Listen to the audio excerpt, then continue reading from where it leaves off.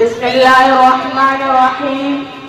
महारत जिसको फन में हो रियाकारी नहीं करता, महारत जिसको फन में हो रियाकारी नहीं करता, हकीकत पेश करता है अदाकारी नहीं करता। शमशीरें चाहे जितनी ले आओ, ताकत चाहे जितनी लगा लो, शमशीरें चाहे जितनी ले आओ, ताकत चाहे जितनी लगा लो, मुजाहिद हौसला रखता है तैयारी नहीं करता। हौसला हम जवां रखते हैं, मर्तबा आलिशान रखते हैं, हौसला हम जवां रखते हैं, मर्तबा आलिशान रखते हैं, जिनमें ला इलाहा इल्लल्लाह हदाली पर जान रखते हैं। अल्हम्दुलिल्लाह कफ़ा व सलामुन अला इबादिल्लज़ीना इस्तफ़ा, अम्मा बअद, क़ाल अल्लाहु तआला व मा अरसलनाका इल्ला मुबश्शिरन व नज़ीरा। हज़रात गिरामी, मैं इस बज़मतुल बहार में सैयद नबवी सल्लल्लाहु अलैहि वसल्लम के मुताल्लिक़ कुछ अर्ज़ करना चाहता हूँ, इस उम्मीद के साथ कि मेरी बातों को गौर सुना जाए। जब इस्लाम फ़ौरान की चोटी से फैलना शुरू हुआ और आप सल्लल्लाहु अलैहि वसल्लम अपनी रोशनी से दुनिया वालों को मुनव्वर करने लगे, तो बातिल परस्तों में खलबली मच गई और सारी क़ुव्वत और ताकत दिलो दिमाग नूर इस्लाम के बुझाने में तरफ करने लगे। रास्ते में कांटे बिछाकर, पत्थरों से दबाकर, तपती हुई जमीन पर सिलाकर, आग के अंगारों को मिटाकर, फांसी के फंदों पर चढ़ाकर, घर बार उजाड़ कर प्यारे रसूल सल्लल्लाहु अलैहि वसल्लम की आवाज को दबाने की कोशिश करने लगे, मगर हक की आवाज रोज बरोज बढ़ती जा रही थी। हज़रात, रमज़ान नबवी मुहर्रम का महीना है कि मक्का के तमाम लीडरों ने मिलकर एक मीटिंग की।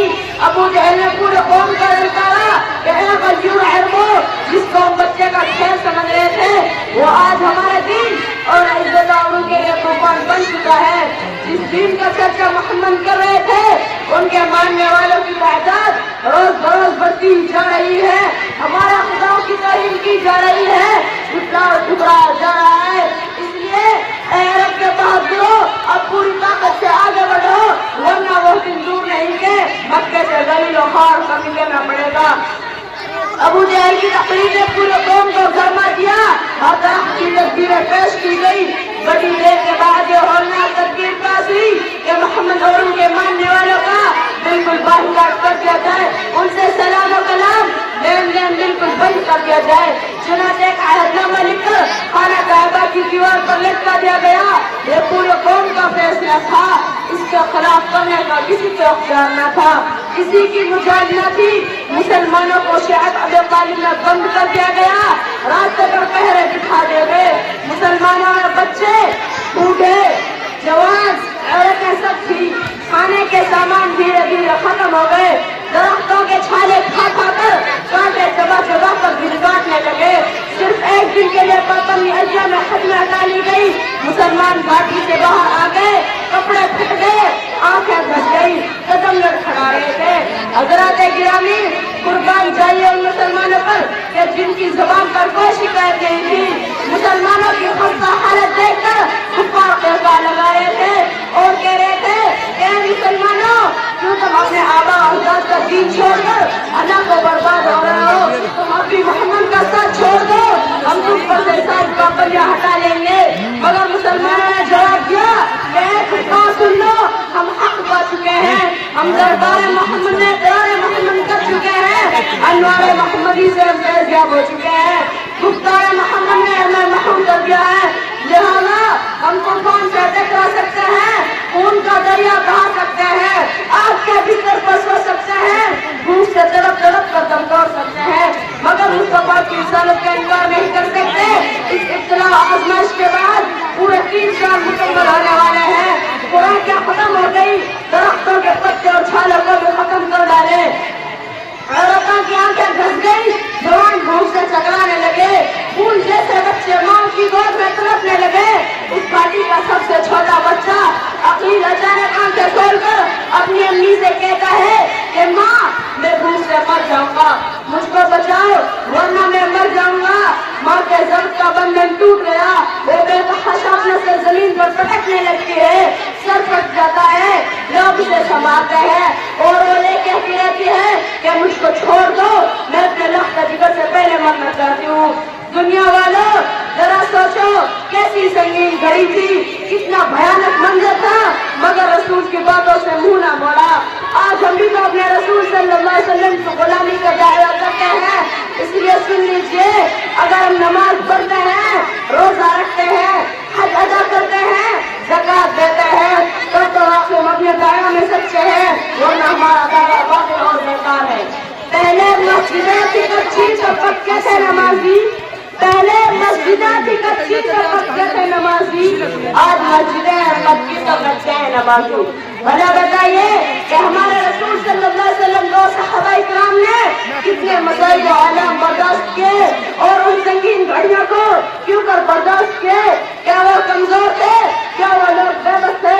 ہرگز نہیں، ایسا ہرگز نہیں۔ وہ تو عرش و فرش کے، لوح و قلم کے، شجر و حجر کے، ارض و سما کے، جن و بشر کے، حور و ملک کے، خشک و تر کے رسول ہادی بن کر آئے تھے، اور جو رسول بن کر آتا ہے اس کو اللہ پورا قادر بنا کر بھیجتا ہے۔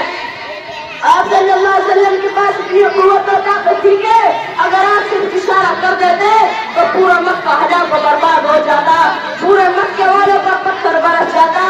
چہرے کا بھاگنے ان کی والدہ کو دیکھ کر مکہ میں کوہرام مچ گیا تھا، سرکار کا عالم صلی اللہ علیہ وسلم سجدے میں گرے ہوئے تھے۔ ابو طالب جو آپ کے چچا ہیں آتے اور کہتے ہیں کہ بھتیجے اب برداشت کی طاقت نہیں، اب تلوار چلانے کی اجازت دو۔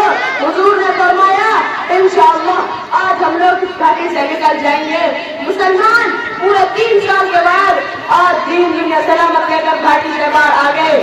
میرے دوستوں، بہت کچھ کرنے کے بعد یہ دین ہم تک پہنچا ہے، اور ہمارا حال یہ ہے کہ ہم اس کا مذاق اڑاتے ہیں۔ حضور صلی اللہ علیہ وسلم ہمیشہ اپنی امت کی نجات کے لیے غمگین رہا کرتے تھے، راتوں رات اپنی امت کی بخشش کے لیے خدا تعالیٰ سے دعائیں کرتے تھے اور رویا کرتے تھے۔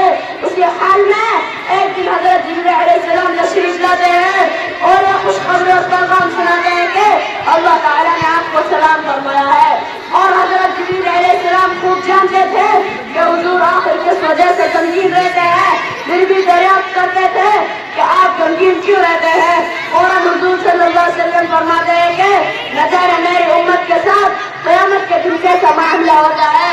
پھر حضرت جبرائیل حضور کو لے کر قبرستان کے پاس گئے جہاں کافر اور مومن دونوں طرف کے مردے مدفون تھے۔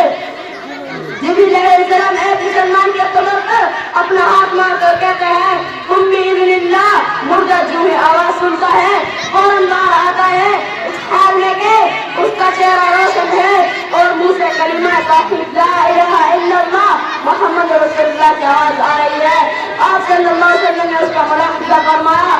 اسی طرح حضرت جبرائیل ایک مشرک قبر پر اپنا ہاتھ مارتے ہوئے کہتے ہیں بِإِذْنِ اللَّهِ، یہ سن کر مشرک باہر آیا، اس حال میں کہ اس کا چہرہ کالا تھا اور منہ سے افسوس کی آواز آ رہی تھی۔ پھر حضرت جبرائیل نے صلی اللہ علیہ وسلم سے فرمایا جس طرح ابھی آپ نے مومن بندے کو دیکھا اور کافر کو دیکھا، ٹھیک اسی حال میں اس دن بھی ہوگا کہ ہر کلمہ کو تو اس کے قبر سے اس کلمے کے ساتھ اٹھایا جائے گا، اور کافر کے لیے محنت ہوگی۔ جو آپ نے دیکھا اتنا سننا تھا کہ آپ کو تو سچ و بشک ہو گئی۔ وآخر دعوانا الحمدللہ رب العالمین۔